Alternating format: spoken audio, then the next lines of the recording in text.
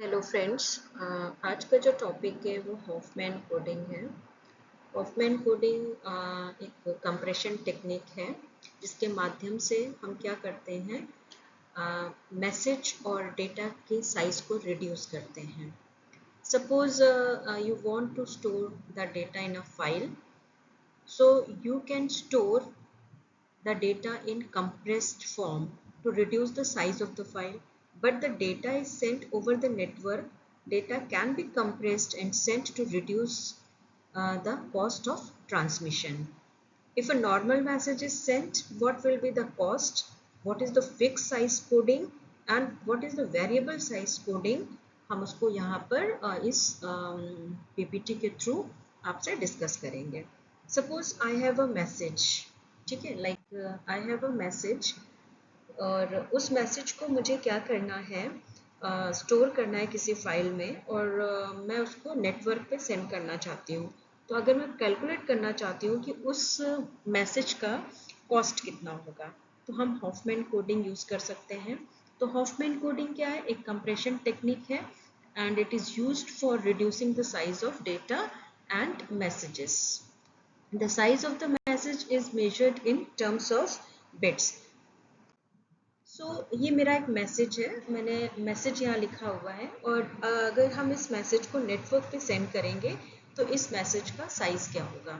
तो सबसे पहले अगर हम नॉर्मल मैसेज को सेंड कर रहे हैं तो यहाँ पे इसको कैलकुलेट कर लीजिए, लेंथ ऑफ द मैसेज कितना है। तो लेंथ ऑफ द मैसेज कितना है, 12 है। और हम जानते हैं कि जो मैसेज होता है has to be sent using ASCII code, और आस्काई कोड जो है 8 बिट्स का होता है। तो यहाँ पर अगर हम देखें तो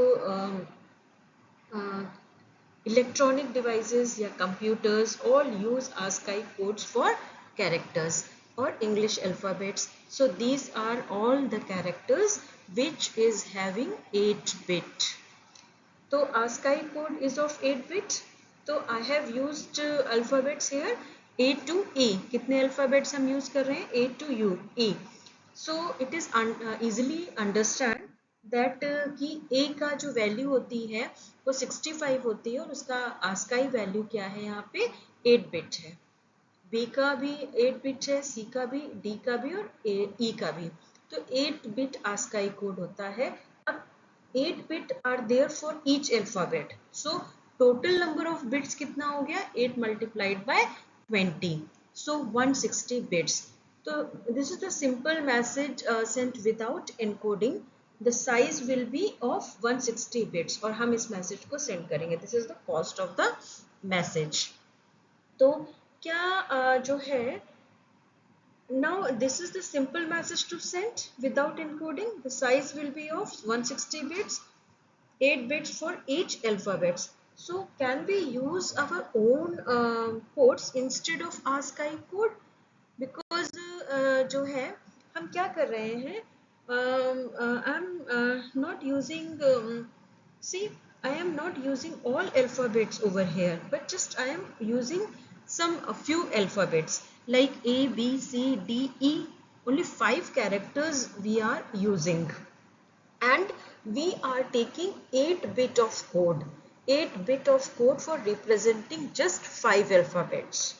So क्या कोई ऐसा तरीका है, can we use our own codes instead of ASCII code? So for few bits are sufficient. Can I use my own codes with less amount of bits? Yes, there is a method which is known as fixed size codes. तो हम इसके लिए fix size codes use करेंगे। तो यहाँ पे देखिए same message हमने लिया है। अब क्या करें, इस मेथड को, फिक्स साइज मेथड को सॉल्व करने के लिए हमें क्या करना है, कैरेक्टर्स हमने लिख लिए A to E और ये देखा कि ये कैरेक्टर कितनी बार इस मैसेज में अकर कर रहा है। जैसे फॉर एग्जाम्पल A 3 टाइम्स आया, B 5 times, C 6 times, D 4 times और E 2 टाइम्स, और इसको टोटल कर लिया। तो टोटल कितना हुआ इसका काउंट, 20। अब अगर हमें फ्रीक्वेंसी निकालनी है तो 3 by 25 by 26 by 24 by 20 and 2 by 20 इसकी फ्रीक्वेंसी निकल आएगी। तो here 5 कैरेक्टर्स आर यूज्ड। हम कितने कैरेक्टर्स यूज करें, 5। So I don't need 8 bits, हमें 8 बिट्स की ज़रूरत नहीं है। तो for 5 character 8 bit ASCII code, मतलब because for 5 characters 8 bit ASCII code is for 128 characters. So अगर हमें एक बिट रिप्रेजेंट करना है तो 0 और 1 में हम रिप्रेजेंट कर सकते हैं, ओनली 2 कैरेक्टर्स हमें ज़रूरत पड़ेंगे। अगर हम 2 बिट रिप्रेजेंट करना चाहते हैं तो इसके पॉसिबल कॉम्बिनेशंस कितने हुए, 4, तो ये 4 कैरेक्टर्स हम रिप्रेजेंट कर सकते हैं। अगर हम 3 बिट यूज़ कर रहे हैं तो 3 बिट के लिए पॉसिबल कॉम्बिनेशंस कितने हो गए, 8 हो गए। तो ओनली 4 कैरेक्टर्स हम जो है 4 कैरेक्टर्स यहाँ पे 5 कैरेक्टर्स हम यूज़ कर सकते हैं। फॉर 5 कैरेक्टर्स मतलब 8 कैरेक्टर्स, सॉरी यहाँ पे 4 की जगह पे क्या है, 8 कैरेक्टर्स होना चाहिए। Like this is 8 characters. Okay, so 8 characters है तो हम 5 कैरेक्टर्स को रिप्रेजेंट करने के लिए 3 बिट्स यूज़ कर सकते हैं, हैविंग 8 पॉसिबल कॉम्बिनेशंस। सो मैसेज में अगर हम देखें तो हम हमारे 5 कैरेक्टर्स हैं, हमने क्या किया, अपना खुद का एक फिक्स्ड साइज कोड जो है इसको रिप्रेजेंट कर दिया। मीन्स A000, B001, 010, 011, 100, ये हमारे खुद के जनरेट किए गए कोड्स हैं जो मैंने 5 कैरेक्टर्स के लिए यूज़ किया है। अब हम 8 बिट यूज़ नहीं कर रहे हैं, अब यहाँ पे just we are using 3 bits to represent these 5 characters. तो हमारा मैसेज हम डिकोड कर लिए कि B के लिए 001 है, C के लिए 010 है, यहाँ देखिए, ठीक है, C के लिए फिर से 010 है, A हम रिप्रेजेंट कर रहे हैं 000 से, B रिप्रेजेंट कर रहे हैं हम 001 से, ऐसे ही सारे हम रिप्रेजेंट कर रहे हैं। तो this is our fixed size code. अब हम देखते हैं कि टोटल मैसेज को सेंड करने के लिए कितना कॉस्टिंग आया। तो साइज ऑफ द मैसेज मेरा कितना है, साइज ऑफ द मैसेज मेरा आएगा 20 × 3, 20 × 3 मीन 60 बिट्स। 20 क्या है मेरा, ये टोटल काउंट है, मतलब हमारा जो है कितने लेंथ ऑफ द जो है मैसेज। तो 20 × 3 कितना हो गया, 60 बिट्स।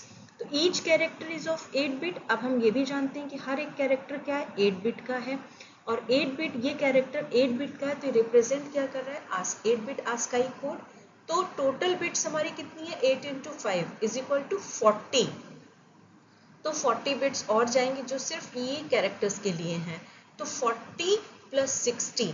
अब यहाँ पे देखिए हर एक character, A character 3 bit represent कर रहा है, B character 3 bit, C character आपका 3 बिट, सारे कैरेक्टर जितने भी A से E कैरेक्टर हैं वो 3 बिट रिप्रेजेंट कर रहे हैं।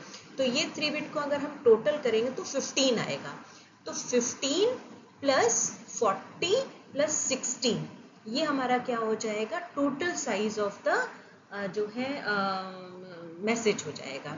ठीक है, अब क्या है, मैसेज तो अकेले हम भेज नहीं सकते हैं, मैसेज के साथ हमें क्या करना पड़ेगा, ये टेबल भेजना पड़ेगा। ये टेबल से क्या करेंगे कि हम रिसीवर जो है डिकोड कर लेगा। So total size of the table कितना हो गया, 40 + 15 इज इक्वल टू 55 बिट्स। 40 का मतलब क्या हुआ कि 8 × 5, ठीक है। और जो है 15 कहाँ से आया, 15 मेरी ये टोटल कोड्स हैं, ठीक है, जैसे 3 ये है, 3 ये 3 3 3, तो 3 × 5 15।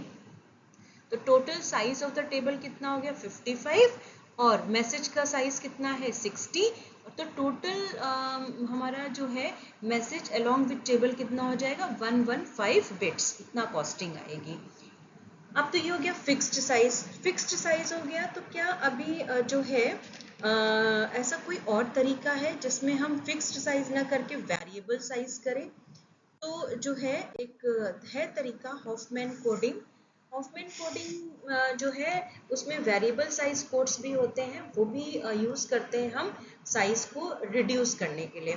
तो Huffman code follows optimal merge pattern, that is greedy approach, in which always we have to select the minimum one. Okay, अगर ऑप्टिमल मर्ज पैटर्न पे भी मैंने एक वीडियो डाला हुआ है, आप उसको जो है रेफर कर सकते हैं।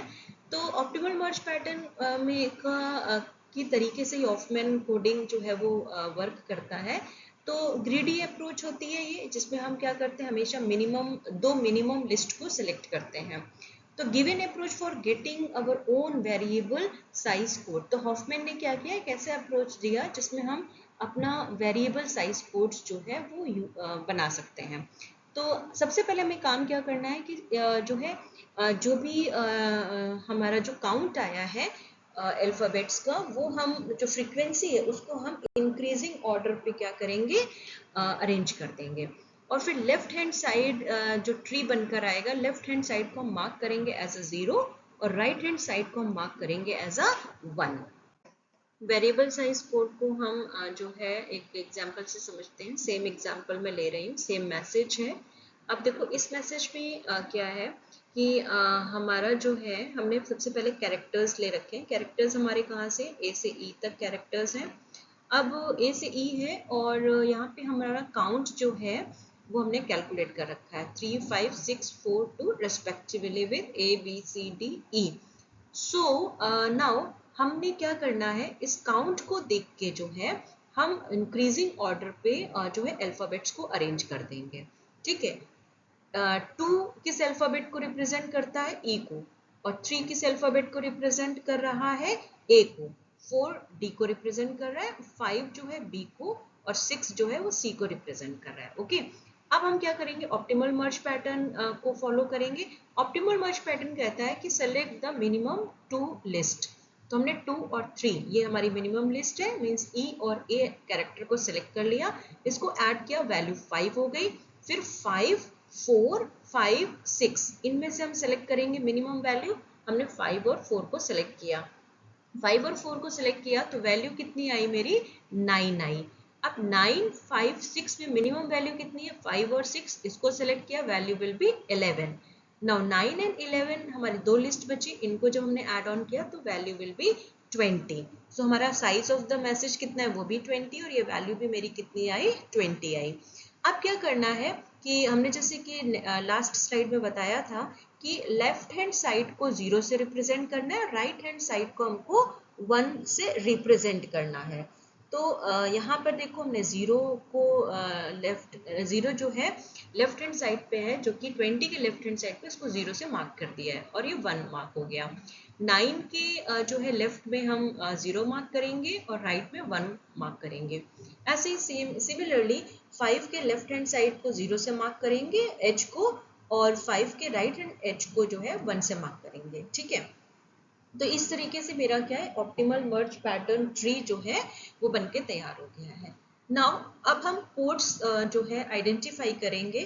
कोड जैसे फॉर एग्जांपल ए का कोड मुझे लिखना है, तो ए का कोड लिखने के लिए अगर हम ये फॉलो करेंगे, हम रूट टेबल से चलना शुरू करेंगे, रूट नोड से। तो रूट नोड से 20 से 9 पे आएंगे तो 0, 0, 1 ये वैल्यू हो जाएगी ए की। और b की वैल्यू को कैलकुलेट करना है तो b मेरा यहाँ पर है इस जगह पे, तो ये वैल्यू आ जाएगी 1, 0। और c की वैल्यू को कैलकुलेट करना है तो c की वैल्यू में 1 और ये 1, देखो 1, 1 वैल्यू आ गई। d कैलकुलेट करना है, d मेरा इधर है तो ये वैल्यू आएगी 0 और 1। अब नेक्स्ट हमें e कैलकुलेट करना है, तो e क्या है, 0, 0, 0। तो यहाँ पे देखो कोड हमने जो है इस तरीके से काउंट कर लिया।